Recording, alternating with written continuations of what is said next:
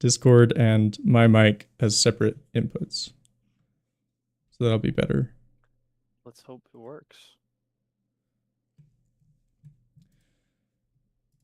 Okay, and then let me get the chats hooked up. Although I don't think okay, one sec. Night Owl News. I don't think I need to do anything for the chat to be working because I've abandoned Kick. Kick is just too full of bots. That's unfortunate. But like, what can you do? Yeah. I'm just such a small channel that like you know, the bots come in and they spam 10 messages in a row and they just sit there in my chat. Perfect. All right. Well, I think we're good to go. Woohoo! I don't know how to start this one. Last one was easy because it was the first one. So we were introducing what we were doing. Maybe I'll just do a little intro again anyway. Yeah, you should. All right. Hi, everyone. I'm Mojo. Joined with me is Night Owl. Hello. We have, well, sorry, Night Owl has put together some articles on Game Dev News, and we're going to go over them. It's a simple little newsroom segment that I've added to my streams, and we're probably going to try to do it every week. We'll see. Yeah. All right. So, yeah, I haven't read these yet. Should I read these next time before? I mean, I guess you can gloss over them like a little bit, but... Okay, yeah, maybe next time I'll do that. Do you want me to take the first one? Sure. Just to get us started? Yeah. Alright. So, famous metaverse developers, Meta, also previously known as Facebook, will shut down 3 in-house VR game development studios. They have been cutting a lot of jobs from their Reality Labs division, which is basically what used to be what was called Oculus. I think it's basically Oculus. And they're also now shutting down game development studios that are in-house. Armature Studio, Sanzaru Games, and Twisted Pixel. And according to a Meta spokesperson, they are planning to reinvest the savings to support the growth of wearables this year. Wearables, so that's watches. Yeah, watches and AI glasses like the Ray-Ban, whatever they were, the ones that people have been having issues with, like picking their kids up from kindergarten and being flagged for like recording children. Yeah, oh, weird stuff. But yeah, so they're investing in that instead. And I don't know the exact details, I haven't read further than this, but I wanted to talk just like quickly about VR and the metaverse and stuff like that. How intimately familiar are you with the metaverses of yesteryear? I am not super aware with it. I do have an Oculus of some sort. When I played VR, I was like, this is the future. I thought for sure it was going to be like the new gaming. Like in 10 years, we're all going to be in VR. I think my big game is going to be a VR game. Like I was thinking all of that. And yet somehow it has not taken off the way I expected. Well, see, that's kind of the same angle that I've had, because I'm really fascinated by the technology. Back when Steam released their, whatever it was called, the big one. Yeah, the big VR headset. Valve Index. Yeah, exactly. I really wanted one of those because it was so cool. But the problem with VR headsets, well, not nowadays, but what happened with them was that they took up too much space and they cost too much money. Yeah.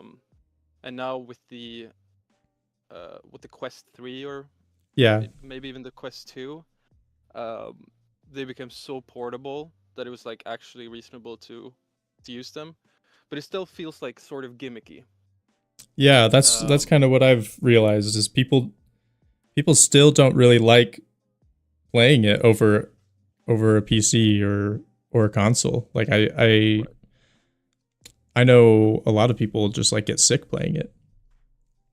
And there's absolutely use cases for VR and other wearables, like for driving simulators, for example. My little brother plays a lot of rally games, and VR rally is like something else. It's really cool. That's cool because you can like anticipate the corner with your eyes.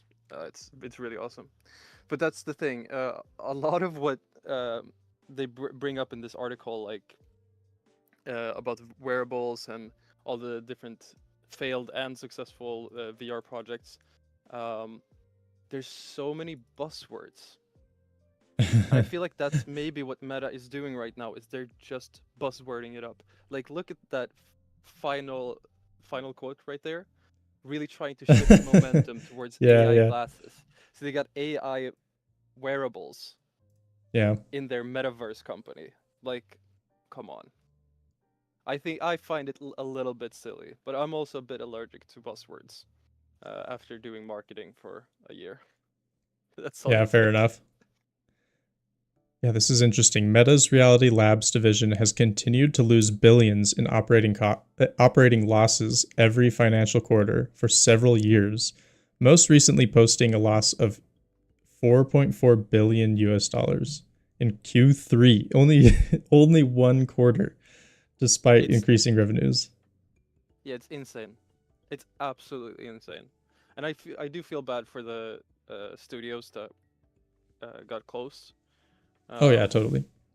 But I'm absolutely sure that those developers are gonna have a space to like move to different companies, and I think getting away from Meta will feel good to them because they might land in a company which isn't just focused on finding the new biggest thing. I know there's a lot of VR studios that are kind of like focused on making the best games possible. So yeah, for sure. I mean, Valve is doing it, right? Yeah. Valve. It's not the Valve Index anymore. I don't remember what they're calling it. Should we look it up? Dude, what is it called? Yeah, the Valve Scope. Steam hardware. I have no idea. Steam Frame. Steam Frame. So, oh gosh, my HDR is going crazy. All right. So, yeah, like, and they're going the way of the Oculus, right? It's detached. Yep. Also, it's going to like have support for their controllers and everything. Runs on Steam OS. Yeah, so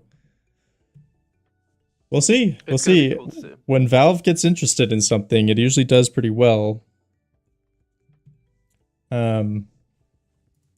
But it always feels like that with VR. It's always just a couple years away. Yeah, We can like cross our fingers that this period will be the one that actually results in something. Uh-huh. All right. Do we move on to the next article? Well, hang on one sec. I was going to say something. Oh, yeah. Steam, like when they released the Valve Index, they released Half-Life Alyx, right? Yeah. Do you think they release another Half-Life game? I don't know. Honestly, I don't think that Valve will be the ones pushing the like VR platform forward. Okay.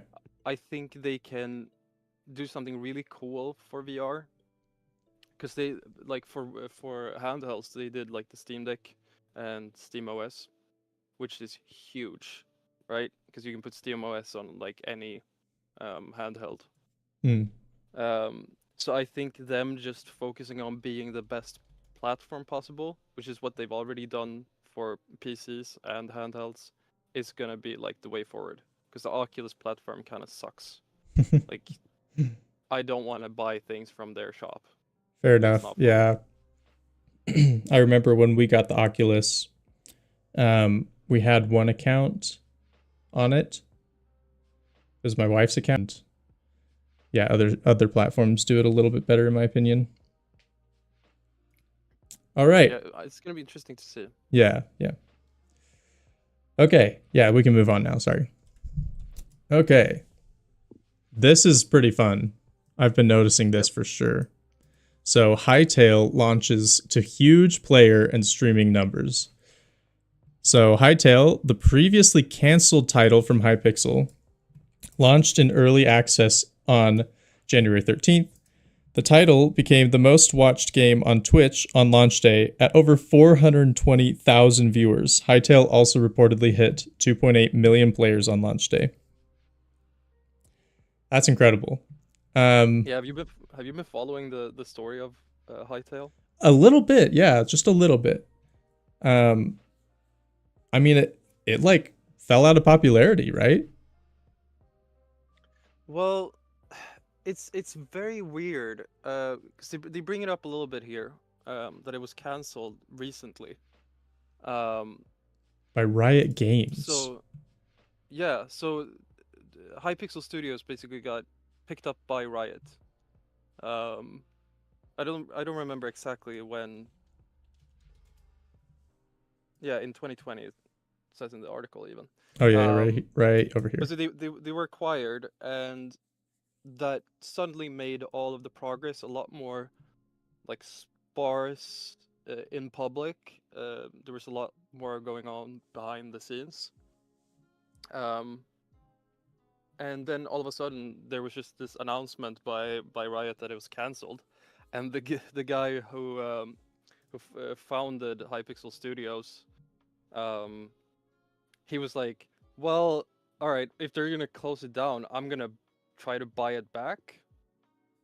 And it was like a good couple of weeks of just like following his account and trying to see like, oh, is he making any progress? And he's like, I can't say much, I need to like keep this a little quiet. And then all of a sudden he just came out with, yeah, I got it back. And then we're That's gonna crazy. go back to the old engine, and we're gonna make sure that you guys can play it. It's not perfect, but you've been waiting enough. And then, you know, this extreme hype just fell over the internet. So I'm really stoked for them. Yeah, and I know people out there love to know numbers, so I'm just gonna bring this over. So this is, I mean, the base package is $20. Mm-hmm. So if they sold that for, or what did they say, 2.8 million times? This is insane. Absolutely insane. They're gonna have the opportunity to do well. They've already had their first like major updates, where they added like a bunch of new world generation and dinosaurs and stuff.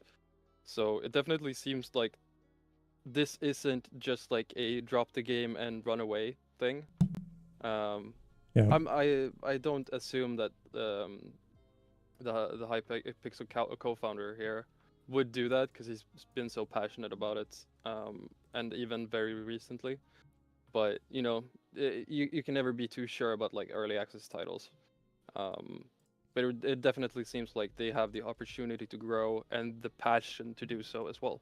So I'm pretty interested in playing it, must say. Yeah. Yeah, that's awesome. Okay, one sec. I want to look at this. Yeah, Hypixel. Okay. I thought we were talking about the same thing. Okay. Yeah, exactly. That's where they came from, the Minecraft server. Yeah. So Hytale, as far as I understand it, the gameplay is a bit more Terraria-like, just in 3D. But yeah. The kind of core of the game stems from the Hypixel people kind of not feeling like Minecraft was a good enough platform to do more complicated stuff, because they built all of their infrastructure on like the server files. Yeah. I think some of it was Bucket, but that was also like a third-party project that got merged into Minecraft. So Hytale's basically just okay, so what if we did Minecraft 2? Yeah. Which is really cool. Minecraft doesn't really have a lot of competition, like real competition. No, definitely not. It's gonna be interesting to see how they respond from this. I've already seen a little bit of like, not like toxic, you know, ganging up on each other, but there's definitely some like rivalry between like fresh Hytale players and the old Minecraft players. It's really interesting. Yeah, I kind of want to look at this. All right, so yeah, I'm just gonna bring this over. Little AI overview, so take it with a grain of salt. The Hightail engine is a custom-built technology initially using a C# Java-based legacy engine for early development, but a newer, more powerful C++ engine was in development before being shelved in late 2025. So the new engine is focused on modern features. An entity component system. That's a buzzword for you. I know you My love. mentor told me that I should add that to the engine I'm developing right now, and I was like, yeah, we'll see. I'm not saying that entity component systems are bad. I'm just saying it's a bit of a buzzword at this point. It's definitely a buzzword. It's like the anti-OOP or whatever. I don't know. But yeah, cool. Shout out to them for starting from scratch. Love it. Love to hear it. Mm-hmm. Hey, T251's in the chat. Welcome. Welcome. All right. I want to read some of this. All right. I need to take off my sweater, so you go ahead and do that, and I'll be back in 1 sec. It was the second most watched category, falling only behind just chatting, which is a given. So it's the most watched category, right? And then let's see. Notifies members of your chat. 2.69 million players. And still growing. So they were like live updating. Yeah, this is huge. Do you know? I haven't played it. Is it like exactly Minecraft? Like, did they do the blocks and everything? Like the physics are the same? Not really. Like they do have voxels and they have like the water streams that go out in blocks, wherever. And there's like skeletons and it's like similar in some ways, but it definitely feels like if anything, like a hyper modded Minecraft. It's like not really recognizable as Minecraft. So jarring. Yeah, so you can build and everything. Yeah, okay, so it's very similar. It's definitely like based, but it's I don't. Cool. In the future, we'll have a Hightail stream. Yeah, maybe. I don't know. I just started my Minecraft server, so I think I'm stuck on that for a while. Yeah, same here. But Hightail has time to cook now, so that's for sure. Yeah, I mean, 2.8 million players, and again, I mean, I'm sure it's localized. $70 for like, you know, a fancier edition. Yo, Yusuf's back. Welcome back.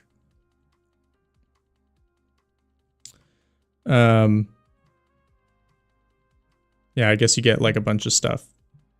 And so like presumably a bunch of people are buying this, probably streamers and longtime fans. And so yeah, they probably made a massive amount of money and they're going to be good to go for a long time. Cool. Yeah, it's going to be interesting to follow. I'm stoked about it.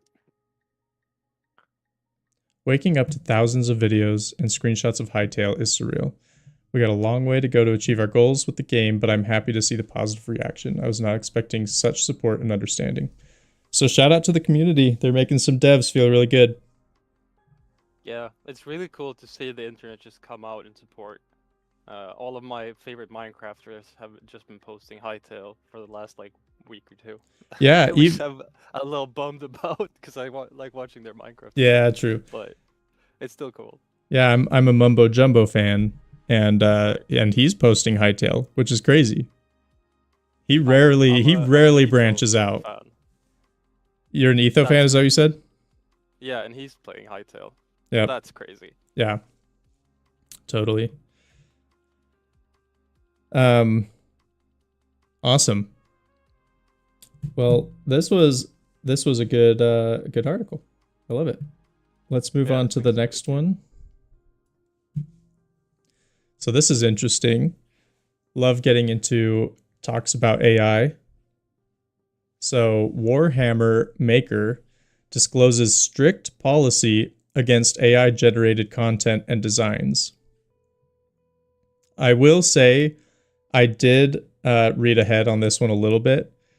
Games Workshop, the British company behind Warhammer and Warhammer 40k, doesn't allow AI generated content in its design process, but remains inquisitive, which is hilarious because that's the first sentence after saying strict policy against. Yeah, It's like, but remains inquisitive. So I thought that was a little funny. You gotta do it. You gotta clickbait. But anyway, we can get into it now. What do you got to say? I find it really interesting that like Games Workshop in particular are banning AI generation in their process, because somehow I feel like the grotesqueness and absurdity of especially 40k would be the perfect place to implement a like AI concept art to start. You know, you always need a real concept artist to come in and clean up. But and again, I'm not a fan of AI. Like I don't use AI. I'm not saying this as someone who would use AI concept art. But from what I've seen of like AI generated like images, a lot of it is very absurd and grotesque if you let it be. And the fact that they want it to be grotesque from the mind of a human rather than from the mind of a machine is kind of I don't know if ironic is the correct word, but based on like their stories and stuff that they put out, it feels a little like on the nose somehow. But I think it's cool that they, as a team, sort of go together and decide how they want to deal with the AI question. So that's sort of more where what I was interested in discussing this article about. What do you think about it? So I got a question for you. How much do you know about the Warhammer 40k universe? Uh, enough to know that I don't know much at all. Like it's pretty big. No, but question to you is, in their universe, is AI prevalent? oh yeah, for sure. Like, but it's not like AI as we see it's the buzzword AI for today. It's like actual like thinking machines, Yeah. which is a bit different. But have you seen like the pictures that they've put out of the like emperor of the human race in 40k? No, I haven't. Should Because I look it's this just up? like yeah, it's just like a skeleton connected up to cables. Um, Oh, okay. so it's Maybe I like have seen this then.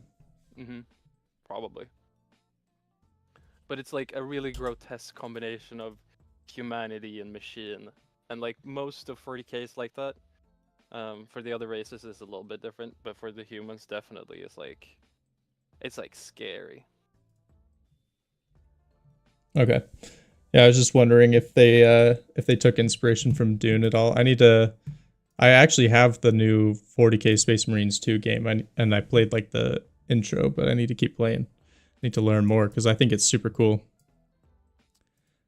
I mean, the way that I learned about Warhammer 40k was just like while I was like programming or something, I would listen to like lore dumps on YouTube. Where it's like one guy talking about some specific event in the Warhammer 40k universe for 3 hours. Awesome. And I find it really fun that it's so big that you can have like 3 hours about like a year of content in 40k. Yeah. But anyway, I'm diverging from Oh, I conversation. diverged. That's my bad. Yeah, I was just but it, wondering. but I find what they say here in at the end of the article is kind of what I was talking about. Okay. Using AI tools as part of concept art exploration. I don't think it is like it wouldn't surprise me if they came out like in a couple of years and said, "Oh yeah, we start off by just like generating some pictures, and then we give that to our concept artists, and then they move on from there." Like Gotcha. it's fairly reasonable. I don't think people would get too mad about it either. Um, right? Divinity do sort of the same thing right now. You know, Larian Studios. So Mm-hmm. it's just like a matter of time, and I think that's fair. Honestly. But I still Yeah. think you should like pay concept artists. Yes. Yep. I definitely. So again, my stance on this remains the same, which is just I don't think we've fully explored the legal ramifications of Right. generated art. Right? Like, I mean, the big story that I keep coming back to was that like Anthropic essentially downloaded all of a book site, right? They downloaded something like 500,000 books. I don't know. It was something crazy. 50,000 books. I'm terrible with orders of magnitude. So don't believe any number I ever say. But it was a massive amount of books. And the US government was like, no, you can't do that. You're going to have to pay a fee. And the fee ended up coming to like $1.5 billion or something crazy for all the books. And they just paid it and got away with it because they're worth billions and billions of dollars. And That is crazy. and it's like, so now they just like stole books and got away with it. And we're like, we can go to Google and just be like, hey, like, write me Harry Potter. And it just writes you Harry Potter. It's like, what the heck? What are we doing here? We're just stealing stuff. And, you know, people haven't sued or anything yet. Well, I mean, I guess they did have to pay that copyright fee, but like, yeah, nothing big yet. And I think that there will be something. With code, it feels different because there is a lot of open source code, and anyone could steal that anyway. And also, like, I don't know, like when I was coding, I learned far more from Googling than I did from my textbooks. On at least on app development, I should say. Obviously, if you're going into like deep computer science, you're gonna need some books. But yeah, I mean, like that's why I use AI, is because I actually think it's just a better Google search. I was already searching online for answers to my problems, and so I just switched the website I do that on. I do ask it to generate code sometimes, but I say like generate a tutorial. I say things like that, right? I don't want to just copy paste code because I still want to learn. And I don't think that is ever like, I don't think the value of that is going away. Right. But yeah, That makes sense. But yeah, for like generated art, I'm not a big fan still. I don't know. I feel like I'm stealing. I feel like I'm cheating. Yeah, I don't think I could ever, like, generate a picture and then say, oh, I'm gonna use this for something. But I might consider just generating pictures to just look at them and then let them disappear into the ether, right? Kind of like helping myself imagine in a way. Um, but absolutely would never use textures that were generated by an AI. That feels really silly.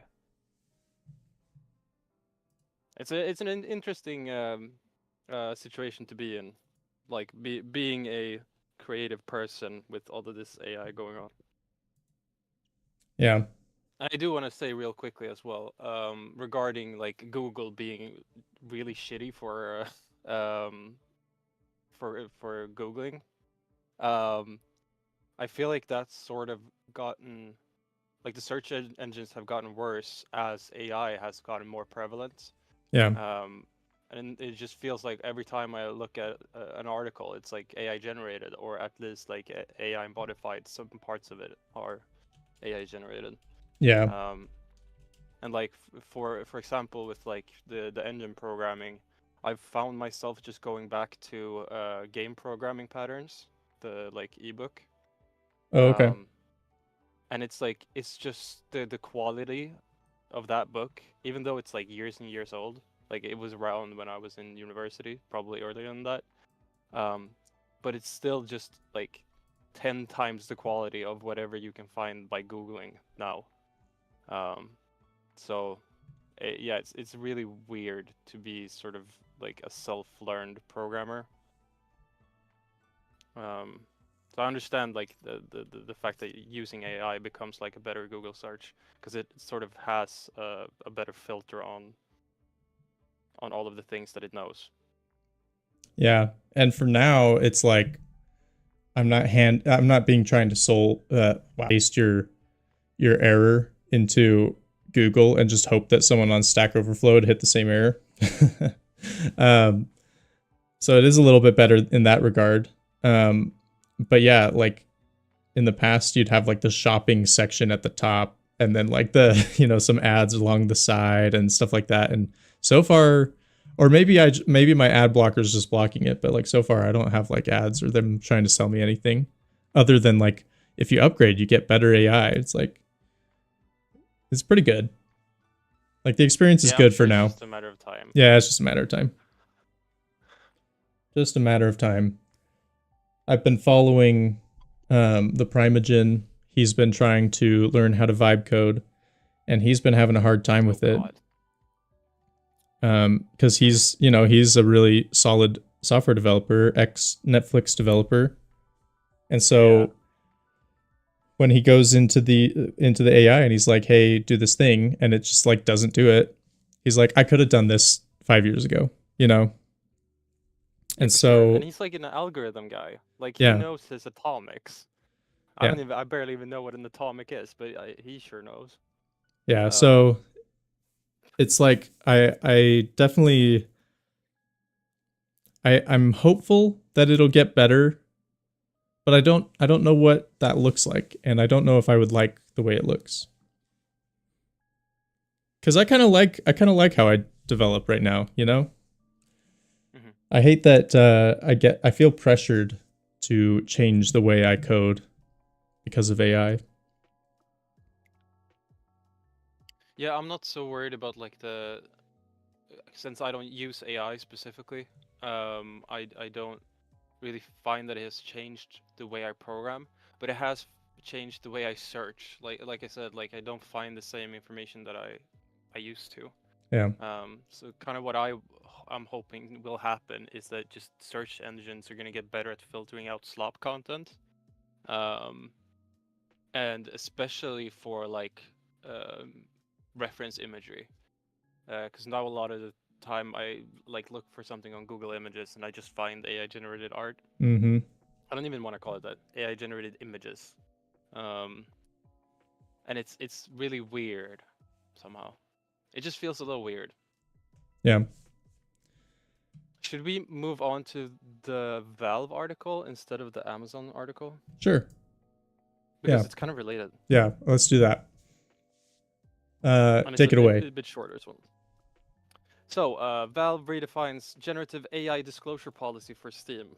I don't know if you've seen this on some Steam games. You can see like they put a little text box where it says like, "Oh, we used AI for some of the textures or whatever." And so Steam has decided that their sort of policies were a little bit too strict. So tools designed for efficiency gains do not need to be disclosed anymore. Okay, yeah. Now, I don't know exactly what that means, but I think it's that just means ChatGPT. I mean, yeah, I mean even the smallest thing like tab autocomplete is a lot better these days, right? Right. I do Android development professionally, and you can have Gemini or Juno or whatever in Android Studio now. And when you type something, it tries to predict, which can be so annoying, by the way, but it tries to predict what you're trying to do, and it'll generate like an entire class for you that you just have to tweak. Like it's pretty much what you were trying to do. Like all the boilerplate stuff, it's really good at, and so like you just hit tab and boom, you've got it. Mm-hmm. So that's probably, I mean, that's an efficiency gain due to AI. And so would I really have to report that, oh, I tabbed once? No, I think that's the point, is that because they mentioned later in the article that AI powered tools like Copilot and Gemini and plugins that use AI for whatever reason in Unity and Unreal, they don't really count for this disclosure. Instead, it's Gotcha. the content. So it's the So content. Okay. videos and audio and textures and whatever text you may have, like if it's voice acting or just a script that's shown on screen through dialogue, anything that's like content needs disclosure, which I think is really fair. Yeah, I think that's good. It really needs to be transparent so people know what they're buying. Yeah. There's been a big thing now as well with like Spotify artists that are completely AI generated, and people are just like boycotting Spotify again. I don't know how many times they can be boycotted in a year.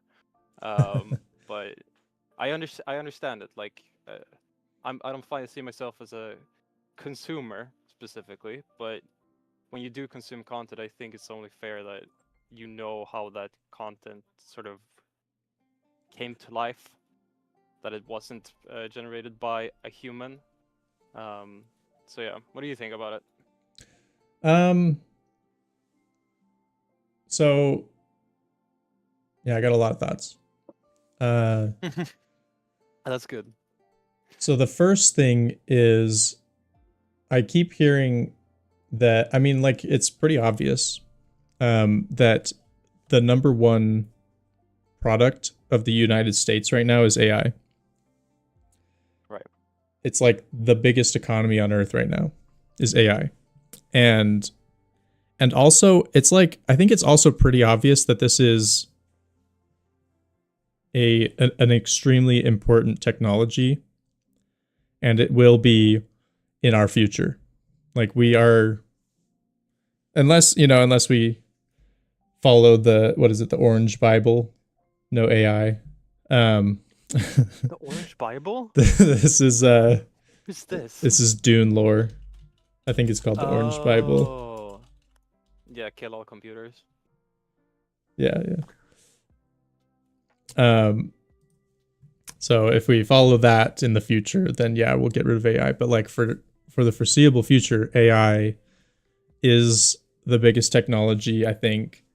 And I think that it's good to not hinder that. I think it's good to not hinder AI development to some degree.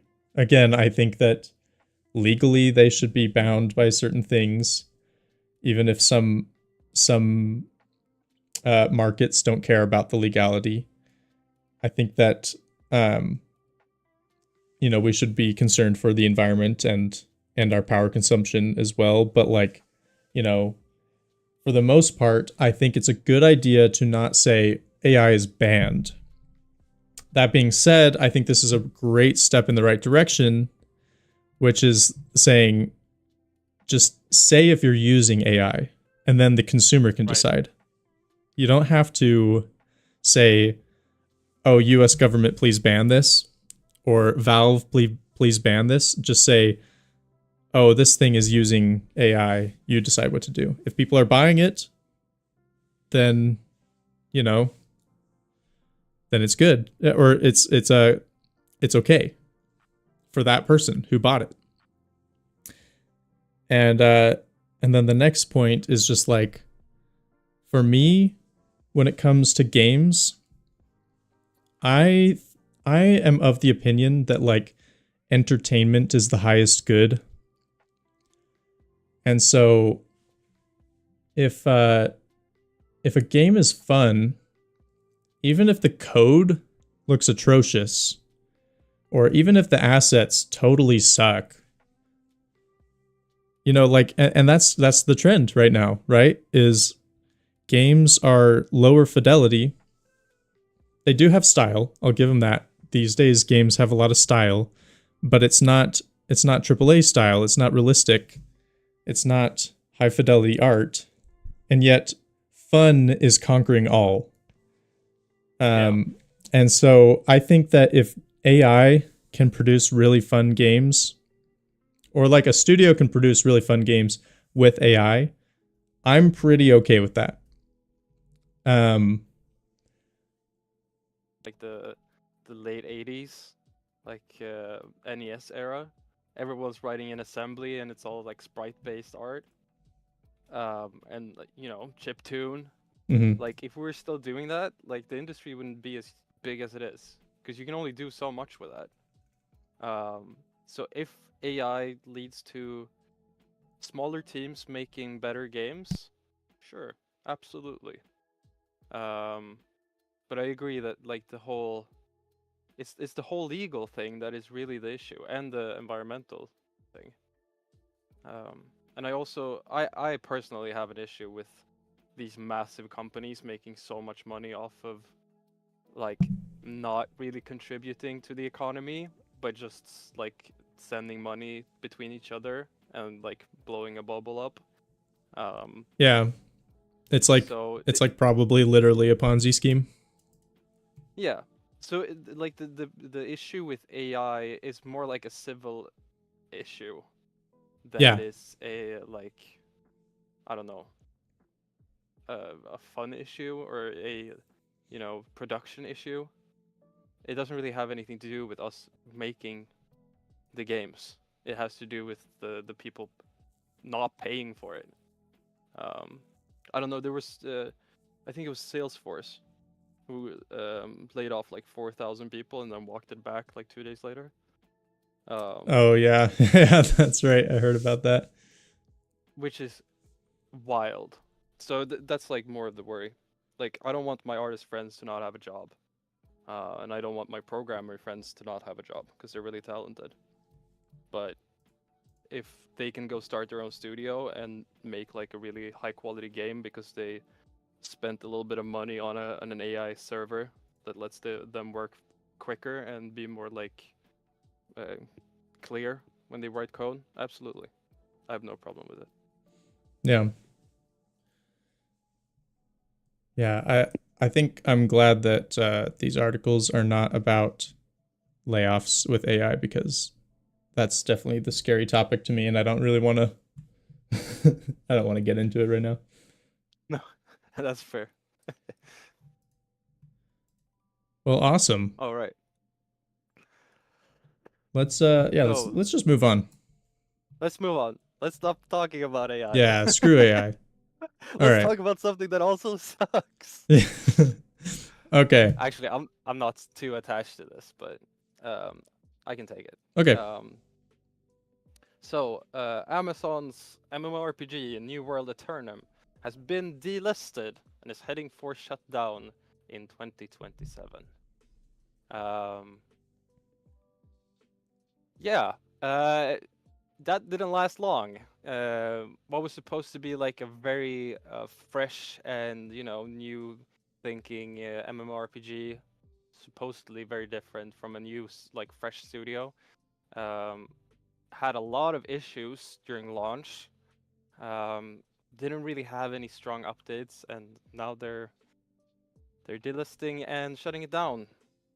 And World of Warcraft and RuneScape are still going strong.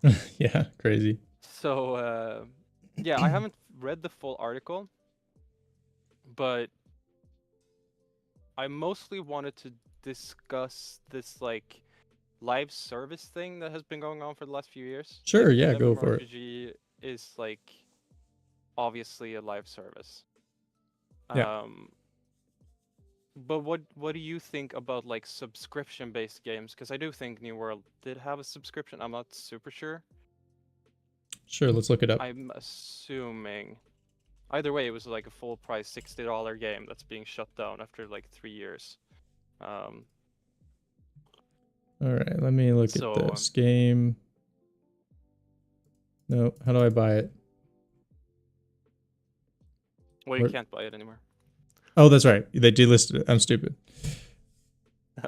You're not stupid. We're all surprised that they just sort of closed the game down, because it's only been available for like 5 years. Let's see. It was a $60 game, so I wonder if it was like a. No, hang on. This is Eternum. Is that the same? Oh, it is the same thing. Okay, my bad. It's just one of the updates. So this is the last update. Okay, so you probably have to pay for each update. Is kind of what's going on. Not positive. I that haven't makes played it. sense. But so I'm looking at there was a linked article that from 28th of October 2025, and that's like around where um, where New World stopped receiving updates. Yeah, I actually remember hearing about this in October. Yeah. Like people were like, "Oh, is New World dead?" And then someone like logged in and was like, "Oh, there's no one here."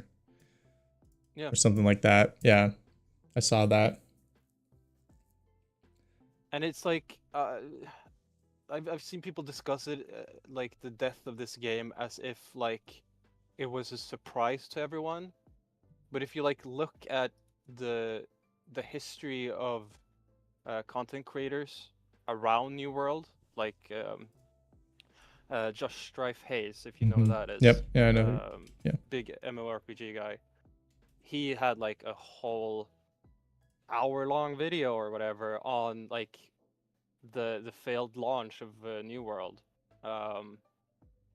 So yeah, it's really just it's unfortunate for those people that were into it. I never got to try it. I did think it looked pretty cool. Yeah, I had a friend who got way into it. Yeah, but we'll see what Amazon does next. Like, this is not really a new thing that your favorite MMORPG stops being available. Like, that's something that most MMORPG players are gonna have to live with once in their life. Yeah, for sure. But it still sucks. I really hope that we can transition like MMORPG studios into making the like server files available when they shut the game down. That's sort of my angle on it, is that if, you know, old school RuneScape would stop being available, I'd find a way to crack the server files and you know, host my own server. Yeah, especially with OSRS where you can play largely single player, right? Absolutely. I mean, every MMORPG you can play solo. It just might be more or less fun. Yeah. You might not be able to do all of the content. I don't know if you can do all the raids in OSRS by yourself, but I'm sure someone has I tried. don't even know if New World has raids. So anyway, it's a short discussion about this, but just wanted to, since we're just talking about the news, this is definitely news. It sure is, yeah. Yeah, I wish I knew a little bit more about the MMORPG world, but I don't. So I've definitely heard of this game. I had a friend who was way into it, but that's pretty much as far as it went for me. I don't think it was, I mean, it's certainly not as big as WoW. I know quite a bit more about WoW, even though I've never played it. So anyway, that's all I got to say. Well, here's your opportunity to learn about MMORPGs then. Because I know that you can play Final Fantasy 14 up to level like 60 or 70 completely free. Nice. So, maybe I should try it out. Yeah, it's good to educate yourself on. It's not really something that us indie devs can make, so knowing like the ins and outs of it is kind of irrelevant unless you like join a team. Gotcha. But I don't know. It's good to know a little bit about everything, I think. Yeah. The MMORPG that I played the most, well, I've played 2. I played, although I don't know how much this falls into the category. I think it is the same, is Destiny 2. I played that one a lot. No. You start with FFF or FF7 like most of us have. All right. I'll do that, Sir Lunchalot. Yeah, Destiny 2 I played, and then I played Poke MMO.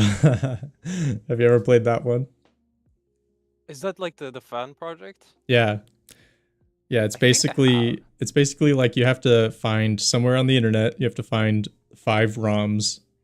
You have to get like Fire Red, Emerald, Pokemon Black, Pokemon Platinum, you know. You mean you have to dump your own ROMs? Yes. For a couple of games, right? Yes, and then the game is an MMO server where you can see other people. Pokemon would do, by the way. I wish Pokemon would be like, we're going to make the mega Pokemon game where you start in Pallet Town and you play through all the games. That's what I want them to do.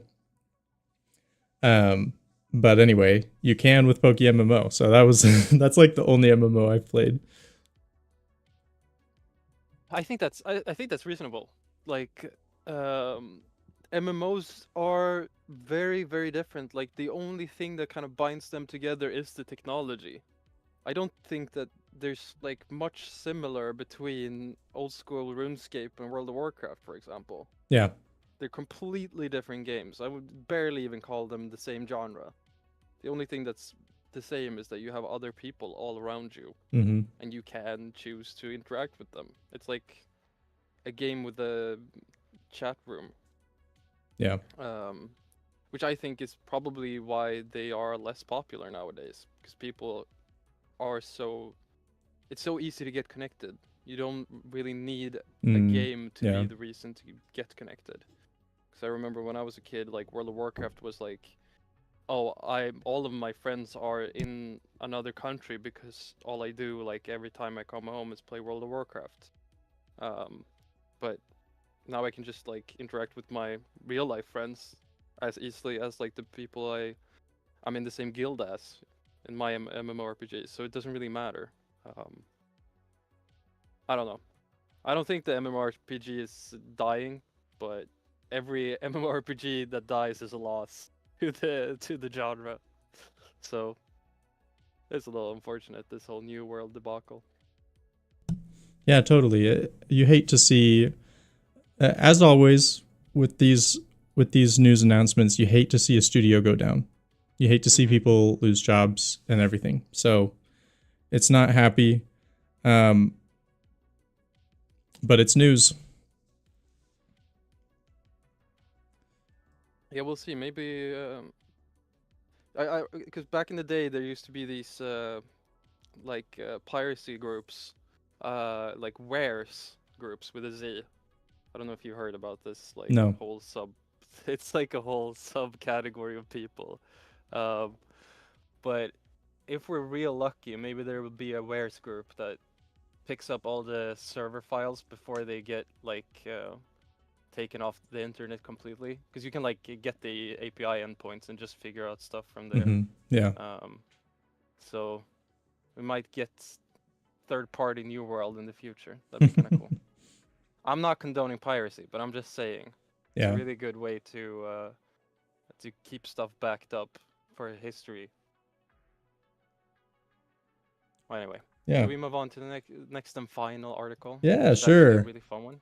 Yeah, this is a fun one. I'll let you have that one. All right. Hill climb. What is it called? What is the game? What is the name of the game? Hill climb. Oh, I had scrolled like this, and so I only saw breaks new record. All right. Hill climb racing breaks new record. 2 billion downloads. This game is so nostalgic. I used to play this game a lot on my little iPod Touch. This is like an OG game, and 2 billion downloads is insane. It's crazy. That's an insane number. Like, of course, that doesn't mean 2 billion people downloaded it. Yeah. But still. But if it did, then that's a quarter of the world. That's what I mean. It's phenomenal. I'm so happy for them. Yeah. This is a lot of success. Yeah, let's see. I actually downloaded it the other day as well. Yeah, to play it some more. For like an hour. First launch in 2012. Yeah, those were good times. That was a little bit of a golden age of games for me. That was like, oh goodness, what the heck? That was like Jetpack Joyride, Temple Run. What is the Doodle Jump? Yeah, wasn't it? Oh my gosh, why did I keep scrolling? Angry Birds like around that era? As well? Angry Birds, yeah.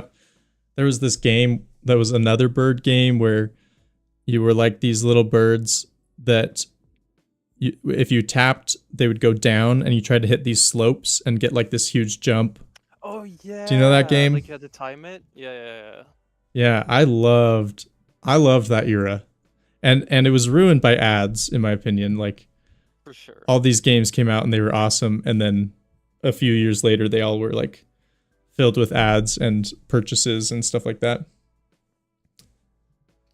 Yeah, but I think the reason it was such a cool era is because it was so experimental. Yeah. Like you had this new input method and you had this new delivery method, and this like crazy new way to make money. So I think it was really awesome that we got to experience it just as fresh and pure as it was. I Yep. agree with the two of you, both you and Solange, a lot, that just ads ruined it. But that's how it Yeah. is. Someone's got to make the money. Well, yeah, they got to make money, or more like they had the opportunity to make money and they took it. But yeah, I love those games. What is that game that I'm talking about? What was it called? I have no idea. I remember playing something like. You just like hit the slope, and then it like But increases your momentum. that's what's sort of funny about hill climb racing is that it's kind of that as well, but like different. Like after playing it the other day, like a lot of it is just like you keep your momentum, and it is quite tricky. Like Oh yeah, it is really fun. And then you upgrade your car, and like it's got a solid game loop. I'm actually surprised because I thought when I was a kid I thought it was fun, but I thought a lot of things were fun when I was a kid. yeah, But true. like analyzing as an adult, it's like actually really it's like sort of polished.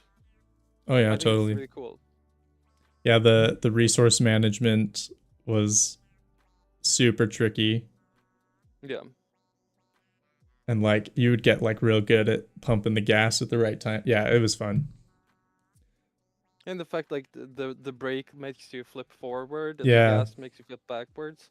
Like it's definitely you could write a whole like white paper on the simplicity of hill climb racing and why it makes it such like a polished game. I think yeah, it's really cool. And it's I think definitely we should look at these older games that are really simple, especially on mobile, now that like that's sort of the main platform where people are, not just gamers, but like everyone. yeah, Because I think there's still a room for it today. I yeah. tried this sequel to Hill Climb Racing, and it's like not even the same game because it's Mm-hmm. like fake multiplayer. Oh, Um, interesting. Yeah, that's how Tiny Wings was. It was fake multiplayer. mhm. Um, you would be racing against other birds. So Did you ever play this yeah, game, I think Ryder? that also looks familiar. This was Could you another one please? where it's Is this like, Flash? what? Is this a Flash game No, or? it's a mobile game. And It looks really similar to a Flash game I played. maybe it was on Flash first. Anyway, it was it's very simple. It was just like if you tap, you drive, but if you're in the air, then tap flips you backwards. And if you do backflips, Right. you get like extra points when you land and stuff like that. And it's just like a high score game. Anyway, similar to Hill Climber. Well, that's what I'm saying. Is like these extremely simple games were really, really, really fun. Mm-hmm. And like I won't say that Hill Climb Racing is like one of the prettiest games in the world. Nope. But most people nowadays seem to want like uglier games with smaller budgets and smaller teams. So Yep. I definitely think there's space for it. Maybe that's something one should do as like instead of doing like a game jam, do like a game analysis jam. You have to like pick an old Flash game and just analyze the absolute socks off it. Could be fun. Yeah, it sounds fun. I have some friends in Finland who are part of the International Game Developers Association. Such a huge name. Dang. But they do a game jam where the jam is about planning game jams. That's So awesome. they like get their stuff done. I think there's room to do an analysis jam as well. Yeah. That's cool. Yeah, I mean, a little bit on topic, but also like kind of straying from the newsroom at this point. I'm trying to plan my year and the content I'm going to be doing. And the idea I've kind of settled on is that I'm going to be prototyping a lot. And the goal is to be kind of like Hill Climb Racer and these other like mobile games that just have super fun game loops for like very little production time. I want to join the indie golden era that's happening, the indie golden age. And I want to make a game super fast, that's fun, that has like a really fun game loop.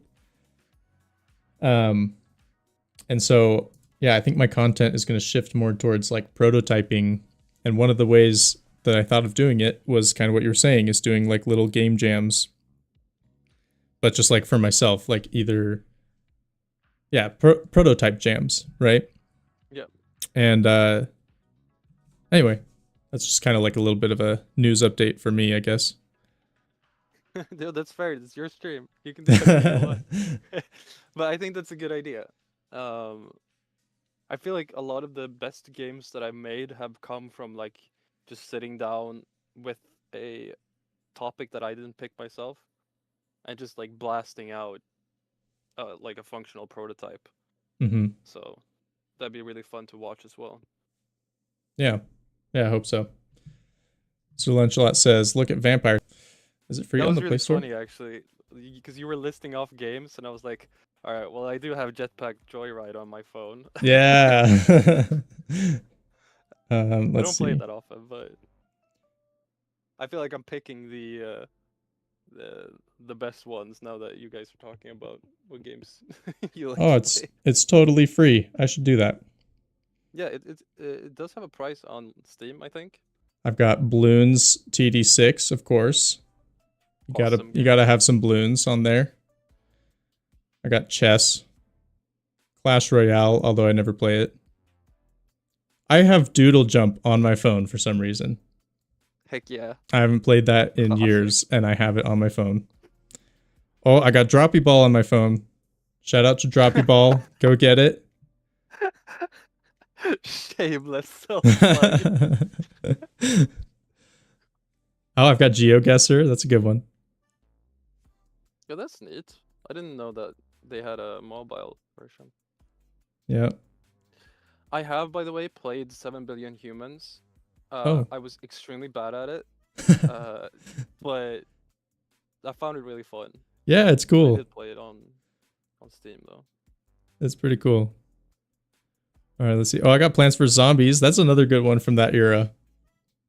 That's a classic. That's a good one. I got Ryder. Yeah, honestly, we were a little bit like, what's the word? Spoiled? Spoiled. I could only say it in Swedish in my head. Yeah, all good. Say it in Swedish. What is it in Swedish? It's bortskämd. Bortskämd. Like, yeah, it's like it's really hard to like directly translate, but it means spoiled. Boiled. Oh, okay. No, spoiled. Sorry, spoiled. How do you spell it? Is that one of those that has the weird, like SKJ or whatever? SKJ. I don't know what I'm saying. Yeah, it's got the SK in it that does the huh, right? Yeah.